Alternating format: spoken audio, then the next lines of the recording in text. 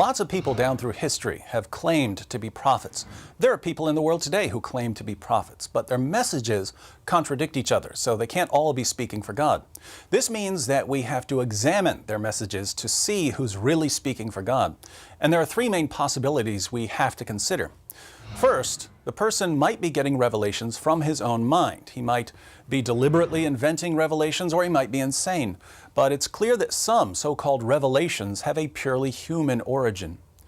Second, the person might be getting revelations from demonic sources. He's actually receiving revelations. These revelations just don't come from God. They come from somewhere else. Third, someone who claims to be a prophet may genuinely be receiving revelations from God, in which case we should believe him. So it's important to examine Muhammad's claims in light of these three possibilities. Did his revelations come from his own mind? Did they come from demons? Did they come from God? Let's think about the evidence. When we ask ourselves what evidence there is that Muhammad was getting his revelations from his own mind, we find that Islam really seems like a religion that came from the mind of a 7th century Arabian caravan trader, because Islam is basically a collection of teachings and practices that were present in Arabia during Muhammad's time. Jewish monotheism had spread into many communities in Arabia, along with biblical and non-biblical stories about Adam, Noah, Abraham, Moses, and David. Teachings about Jesus and Mary that were popular in certain Christian cults were being taught in Arabia. Things like Jesus speaking at birth, Jesus giving life to clay birds, Mary giving birth under a palm tree, and so on. The Sabians, who are mentioned in the Quran, prayed at all 5 of the times Muslims pray during their daily prayers, and they recited a creed, La ilaha illallah. Muslims recite this creed today. Many of the polytheists of Arabia performed ablutions. These are ceremonial washings. They took an annual pilgrimage to Mecca. They circled the Kaaba. They kissed the black stone that supposedly fell from heaven. All of these teachings and practices became a part of Islam, which means that Islam is exactly the sort of religion we would expect to arise in 7th century Mecca. So we have good reasons to think that Islam had a human origin, the mind of a man deeply affected by the teachings and practices that surrounded him. But we should also look to see if there might be something darker at work. Here we find plenty of evidence suggesting that forces beyond Muhammad were involved in his teachings. We know from Muslim records that when Muhammad began receiving revelations, his first impression was that he was demon-possessed. We also know that after his experience in the cave, he became suicidal and tried to hurl himself off a cliff. According to the earliest Muslim sources, Muhammad was tricked into delivering a revelation from the devil. These are the so-called satanic verses, where Allah gave Muslims permission to pray to 3 pagan goddesses. Muhammad revealed these verses as part of the Quran, but he later came back and said that Satan had deceived him. We also know from Muslim sources that Muhammad claimed that he was a victim of black magic, a spell that gave him delusional thoughts and false beliefs.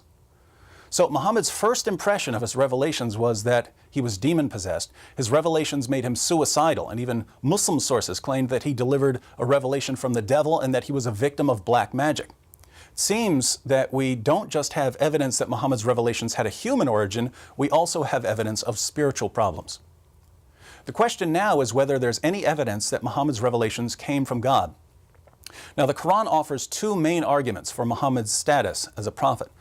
The first is what I call the argument from literary excellence. The claim here, which we find over and over again in the Quran, is that the Quran is so wonderfully written, it must be from God. So Muhammad's main argument is that the poetry he was delivering was so wonderful, it could only come from God. There are 2 main problems with this argument. One, even if something is wonderfully written, so wonderfully written that it can't be imitated, this tells us absolutely nothing about whether it's from God. If we can't write poems like T.S. Eliot or plays like Shakespeare or books like Charles Dickens, this doesn't mean that Eliot and Shakespeare and Dickens are prophets of God. It would only mean that they had unique literary styles. 2, I'll go ahead and say it, the Quran is awful. I'm someone who reads a lot, and I've never read a book as awful and boring and disorganized as the Quran. I agree with the late philosopher Antony Flew, who said, to read the Quran is a penance rather than a pleasure. He said that reading the Quran is a penance. It's a kind of punishment. So the argument from literary excellence fails completely. The second main argument for Islam is the argument from biblical prophecy. The Quran claims that there are prophecies about Muhammad in the Torah and the Gospel. What's the problem here? Well, according to both the Torah and the Gospel, Muhammad was a false prophet. The criteria for a true prophet laid down in both the Torah and the Gospel rule out Muhammad. So we can't even take this argument seriously. Other arguments for Islam are even weaker, which means we have no good evidence that Muhammad's revelations come from God. But we do have good reasons to think that at least some of his revelations had a purely human origin and that others may even be demonic. We can only conclude that Muhammad was a false prophet and that anyone who wants to follow the truth will have to look somewhere other than Islam.